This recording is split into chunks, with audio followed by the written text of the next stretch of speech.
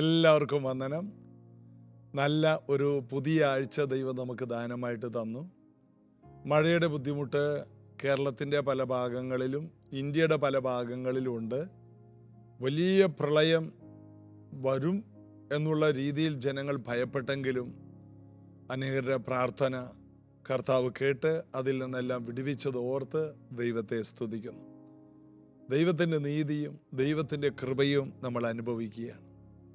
അപ്പോൾ ഓരോ ദിവസം കഴിയുന്തോറും നമ്മൾ പുതിയ പാഠങ്ങൾ പഠിക്കാറുണ്ട്. ശരിയല്ലാത്ത വ്യക്തികൾ അവരെപ്പോഴും നമുക്ക് ശരിയായ പാഠങ്ങൾ നൽകി തരാറുണ്ട് എന്ന് ഞാൻ കേട്ടിട്ടുണ്ട്. ശരിയല്ലാത്ത വ്യക്തികളിലൂടെയാണ് നമ്മൾ ശരിക്ക് പാഠം പഠിക്കുന്നത്. നമുക്ക് ശരിയായ ബന്ധങ്ങൾ പലപ്പോഴും പുതിയ പാഠങ്ങളൊന്നും പഠിക്കാനില്ലെങ്കിലും ജീവിതത്തിൽ നമ്മൾ ചതിക്കപ്പെടുമ്പോൾ, ജീവിതത്തിൽ ആർക്കും മനസ്സിലാകാത്ത നിലയിൽ നാം ചില ബന്ധനങ്ങളായി പോയോ എന്നോർത്ത് ഭാരപ്പെടുമ്പോൾ, അതെല്ലാം ഓരോ പാഠങ്ങൾ പഠിക്കാനുള്ള അവസരങ്ങളായിട്ട് മാത്രം എന്നെ കണ്ടാൽ മതി. ചിലതൊക്കെ പറ്റി, ചില ചതികളിൽ പെട്ടു. ഇതുകൊണ്ടൊന്നും ലോകം അവസാനിച്ചില്ല, ഇതുകൊണ്ട് തീർന്നില്ല. കുറേ പണം പോയി, കുറേ സമയം പോയി, കുറേ പേരെ ആത്മാർത്ഥമായിട്ട് സ്നേഹിച്ചു, റിസൾട്ടുകൾ ഉണ്ടായില്ല. ഇതെല്ലാം പുതിയ പാഠങ്ങളാണ്. എല്ലാ പാഠങ്ങളും നമുക്ക് നന്മയ്ക്കാണ്. ബൈബിളിൽ അങ്ങനെ ഒത്തിരി പേരെ നമുക്ക് കാണാം. ദാവീദിൻ്റെ ജീവിതത്തിൽ സ്വന്തം മകനിലൂടെ പോലും നല്ല പാഠങ്ങൾ പഠിക്കാൻ പറ്റി.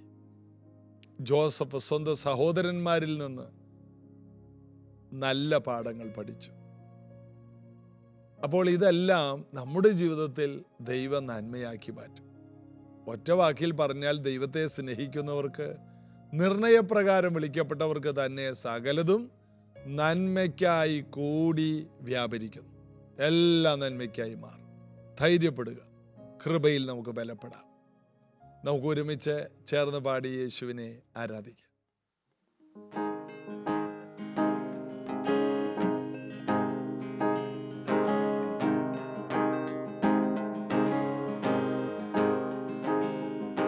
Blessing and honor, glory and power be unto the Ancient of Days.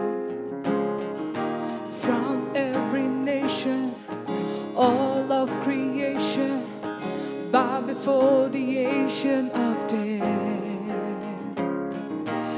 Every tongue in heaven and earth shall declare your glory.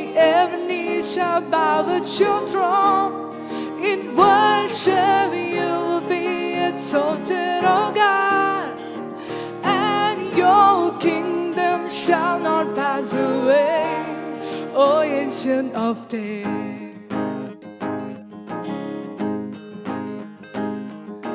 Blessing and honor, glory and power be unto the Ancient of Days. From every nation, all of creation, bow before the Ancient of Days. Every tongue in heaven and earth shall declare your glory. Every knee shall bow at your throne. In worship you will be exalted, O God, and your kingdom shall not pass away. Every tongue in heaven and earth shall declare your glory. Every knee shall bow at your throne. In worship you will be exalted, O God, and your kingdom shall not pass away, O Ancient of Days. Your kingdom shall reign over all the earth. Sing to the Ancient of Days. None can compare to your matchless worth. Sing to the Ancient of Days. Your kingdom shall reign over all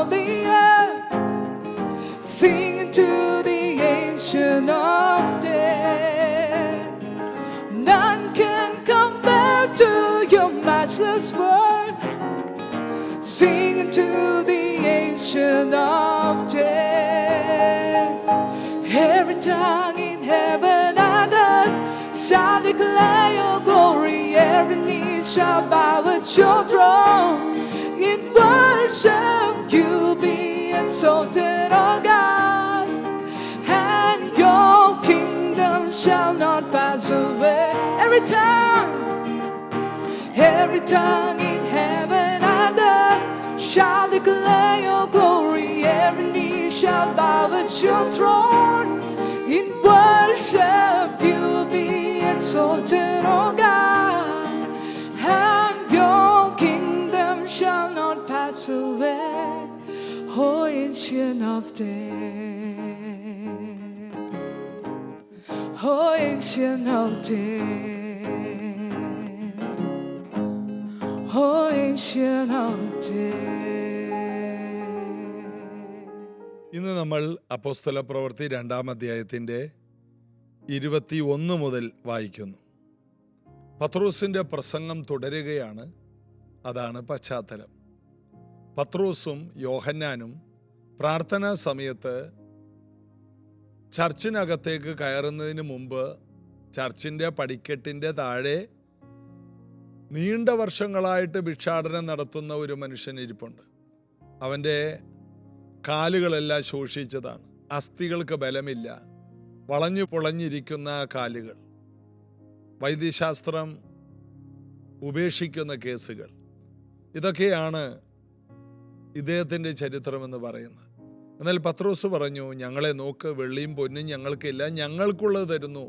നസറേനായ യേശുവിൻ്റെ നാമത്തിൽ നടക്ക എന്ന് പറഞ്ഞ് അവൻ കൈ പിടിച്ച് അവനെ എഴുന്നേൽപ്പിച്ചു. ഉടനെ അവൻ്റെ നരിയാണി ഉറച്ചു. അവൻ നടന്നും തുള്ളിയും ദേവാലയത്തിൻ്റെ അകത്ത് കയറി ദൈവത്തെ പുകഴ്ത്തിയ ആ സന്ദർഭത്തിൽ അവിടെയുണ്ടായിരുന്ന ജനങ്ങളെല്ലാം ശലോമോന്റെ മണ്ഡപം എന്ന് പറയുന്ന സ്ഥലത്തേക്ക്, പത്രോസ് യോഹന്നാനും നിൽക്കുന്ന സ്ഥലത്തേക്ക് ഓടിക്കൂടാൻ കാരണം അവരുടെ കൂടെ സൗഖ്യമായവൻ നിൽപ്പുണ്ട്. വൈദ്യശാസ്ത്രത്തിന് കഴിയാത്തത്.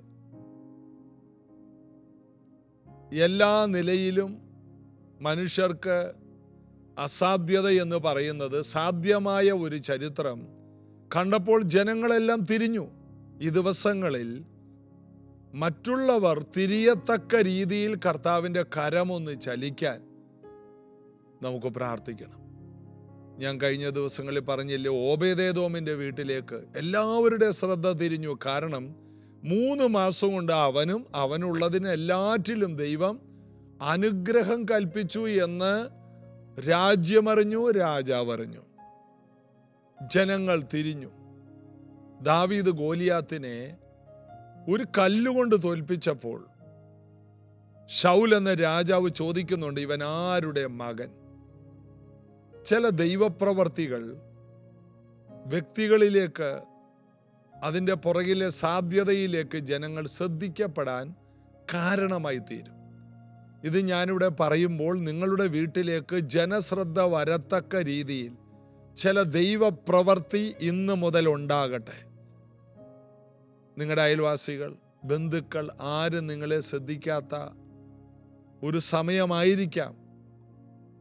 പലർക്കും സഹതാപമായിരിക്കാം പല കാര്യങ്ങളിലും. എന്നാൽ ജനങ്ങൾ വീട്ടിലേക്ക് ഓടിവരത്തക്ക രീതിയിൽ, ജനങ്ങൾ തടിച്ചുകൂടത്തക്ക രീതിയിൽ കാര്യമായ ചില കാര്യങ്ങൾ ചെയ്യുവാൻ കർത്താവിൻ്റെ പരിശുദ്ധാത്മാവ് ഇന്നും പ്രവർത്തിക്കുമെന്ന് ഞാൻ നിങ്ങളോട് പറയുമ്പോൾ നിങ്ങൾ അതിന് ആമേൻ മാത്രം പറഞ്ഞാൽ മതി. കർത്താവിന് ഒന്നും അസാധ്യമല്ല.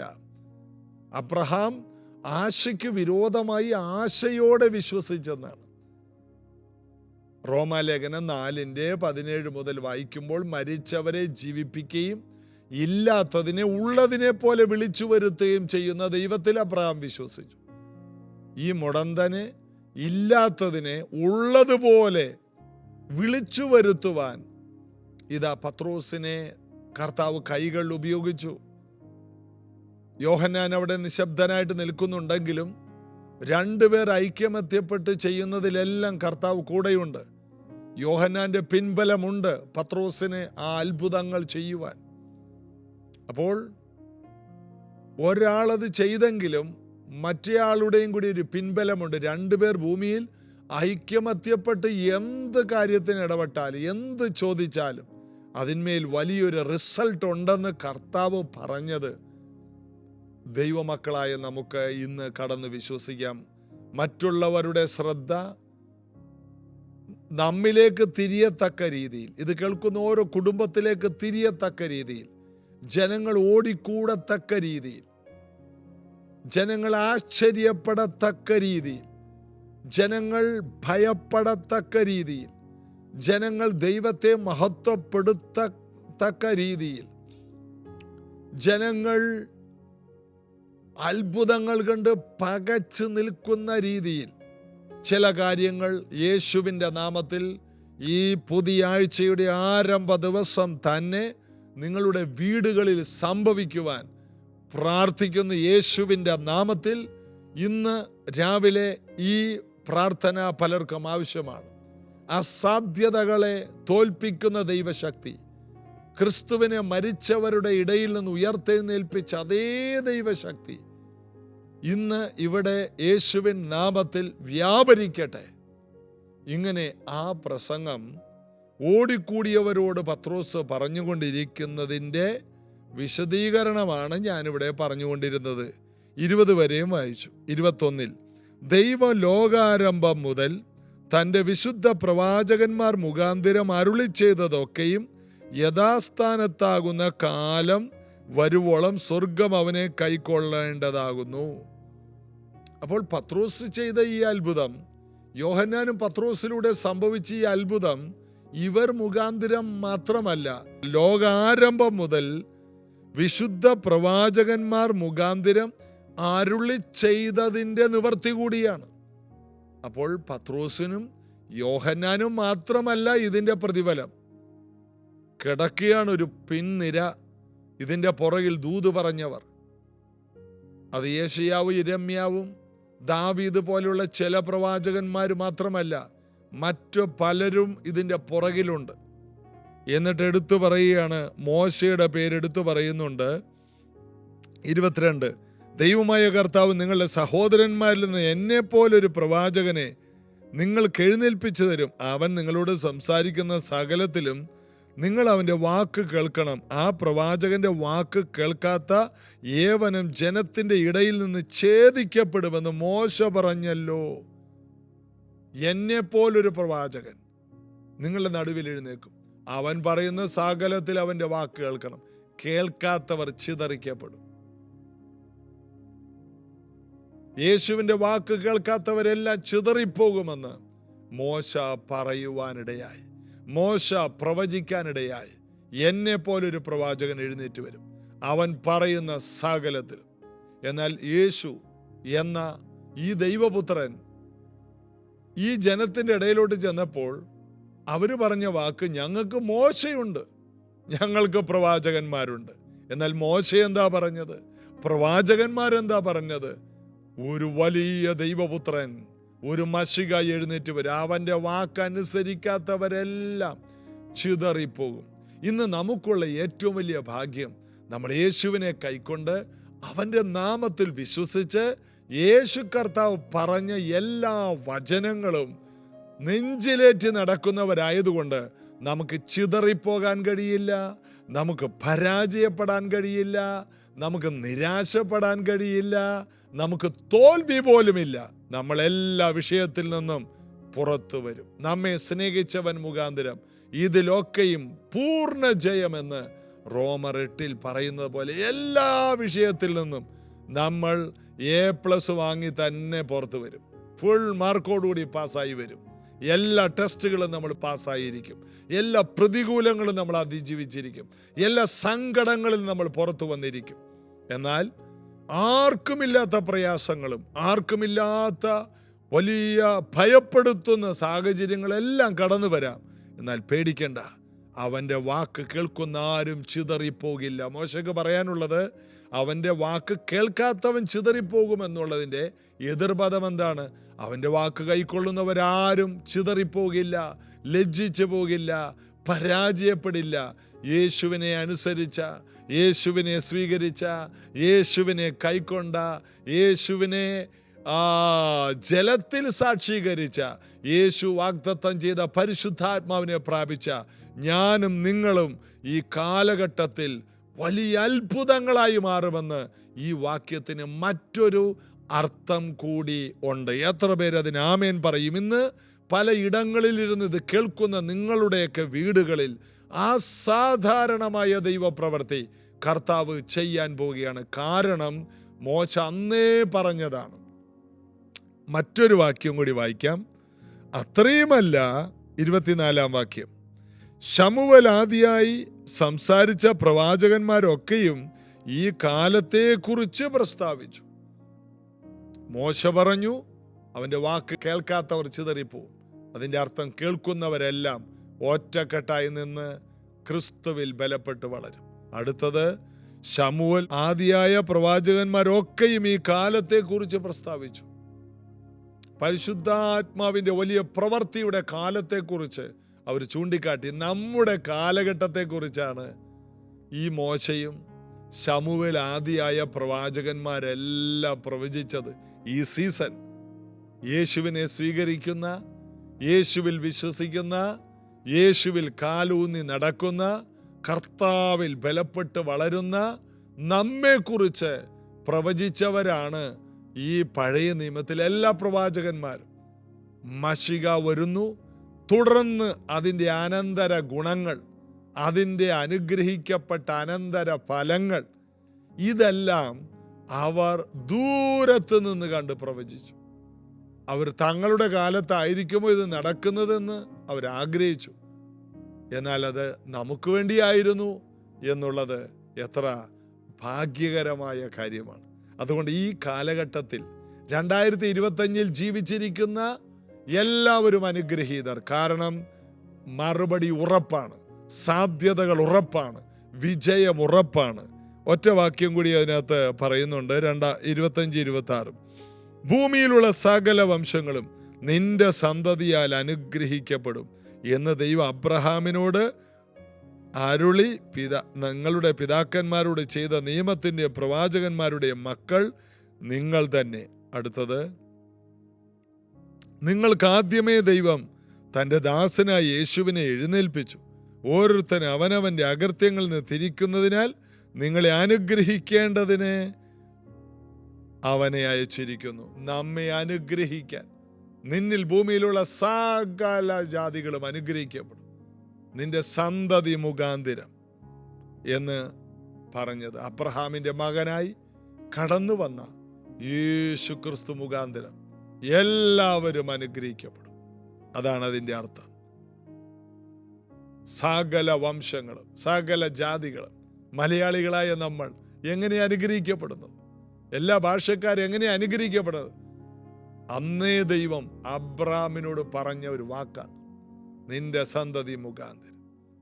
സ്വന്തം മകനെ തരാൻ മടിക്കായി കൊണ്ട് നിന്റെ സന്തതി മുഖാന്തരം ഭൂമിയിലുള്ള സകല വംശങ്ങൾ അനുഗ്രഹിക്കും. അതിൻ്റെ അർത്ഥം എന്തെല്ലാം അനുഗ്രഹങ്ങൾ മനുഷ്യ ജീവിതത്തിലുണ്ടോ ഈ ഭൂമിയിൽ, അത് മുഴുവൻ നമുക്കുണ്ടെന്ന്. അതുകൊണ്ട് ഇത് കേൾക്കുന്ന എല്ലാവർക്കും പ്രത്യാശയ്ക്ക് വകയുണ്ട്. ആരും വിഷമിക്കേണ്ട, ആരും അധൈര്യപ്പെടേണ്ട. നിങ്ങൾ ഇന്ന് നേരിടുന്ന എല്ലാ വിഷയത്തിനും മറുപടി ഉറപ്പാണ് യേശു ക്രിസ്തുവിൻ്റെ നാമത്തിൽ. അതങ്ങനെ തന്നെയാണ്. പ്രാർത്ഥിക്കാം. കർത്താവേ, ഇന്നത് കേട്ട ഓരോ പ്രിയപ്പെട്ടവരുടെ ജീവിതത്തിൽ പ്രതീക്ഷയ്ക്ക് വക കൊടുക്കുന്ന വചനങ്ങൾ ഇന്ന് നൽകി തന്നതിനായിട്ട് സ്തോത്രം. ഇത് കേട്ട എല്ലാവരുടെയും ജീവിതത്തിൽ ഒരു വലിയ പ്രതീക്ഷ ഇന്നു മുതൽ യേശുവിൻ നാമത്തിൽ ഉണ്ടാകട്ടെ. ഈ പുതിയ ആഴ്ച ജീവിതത്തിൽ പുതിയ ചൈതന്യവും പുതിയ പ്രത്യാശയും ആത്മിക ഉൾക്കാഴ്ചയും വിശ്വാസവും സജീവമാകട്ടെ. ഇത് കേൾക്കുന്നവർ വലിയ വിശ്വാസം സ്വീകരിക്കട്ടെ. വിശ്വാസം കേൾവിയാൽ, കേൾവി ക്രിസ്തുവിൻ്റെ വചനത്താൽ വരുന്നല്ലോ. ഇന്ന് കേട്ട വചനത്താൽ ഇവരുടെ വിശ്വാസം വളരെ സജീവമായി തീരട്ടെ, ബലപ്പെട്ടതായി തീരട്ടെ. ഇവർ മുഖാന്തരം ആ കുടുംബങ്ങൾ അഭിവൃദ്ധിപ്പെടട്ടെ. ജീസസ് എവരിഡേ ശ്രദ്ധിക്കുന്ന എല്ലാ കുടുംബങ്ങളിലും അസാധാരണമായ ദൈവിക വിശ്വാസവും അഭിഷേകത്തിൻ്റെ ചലനവും ഉണ്ടാകട്ടെ. ഞാൻ ഈ പ്രിയപ്പെട്ടവരെ അനുഗ്രഹിക്കും. രോഗസൗഖ്യങ്ങൾ ഇപ്പോൾ നടക്കട്ടെ. എല്ലാ ശാപബന്ധനങ്ങളും അഴിയട്ടെ. നിരാശകൾ വീടുകൾ വിട്ട് മാറട്ടെ. സാമ്പത്തിക ഉറവകൾ തുറന്നു വരട്ടെ. പുതുവഴികൾ തുറന്നു വരട്ടെ. യേശുവിൻ നാമത്തിൽ ആമേൻ. യേശു കർത്താവിൻ്റെ കൃപ നിങ്ങളോട് കൂടി ഇരിക്കട്ടെ. ജീസസ് എവരിഡേ എന്ന ഈ പ്രാർത്ഥന കൂട്ടായ്മ അരമണിക്കൂറിന് താഴെയുള്ള ഈ സമയം നിങ്ങൾക്കൊരിക്കലും ഒരു നഷ്ടമാകില്ല. പകരം നിങ്ങളുടെ ജീവിതത്തിൽ ഇതൊരു ധന്യമായി മാറും. അടഞ്ഞ വാതിലുകൾ തുറക്കും. മറ്റുള്ളവരും അനുഗ്രഹിക്കപ്പെടാൻ നിങ്ങൾക്ക് താല്പര്യമുണ്ടെങ്കിൽ മറ്റുള്ളവർക്കും ഇതൊന്ന് ഷെയർ ചെയ്യുക. വലിയ സാമ്പത്തിക ആവശ്യങ്ങൾ ഞങ്ങൾക്കുണ്ട്. ഈ മീഡിയ മുന്നോട്ട് കൊണ്ടുപോകാൻ നിങ്ങളുടെ ഹൃദയത്തിൽ പ്രേരണ പോലെ ഒരു കൈത്താങ്ങൽ നിങ്ങൾ നൽകി തരുമെങ്കിൽ സുഗമമായ ഈ ശുശ്രൂഷ വീണ്ടും മുന്നോട്ട് ചെയ്യാൻ ഞങ്ങൾക്ക് പ്രാപ്തിയുണ്ടാകും. കർത്താവ് എല്ലാവരെയും അനുഗ്രഹിക്കട്ടെ. നാളെ ഇതേ സമയത്ത് ഒരുമിച്ച് കാണാം. God bless you.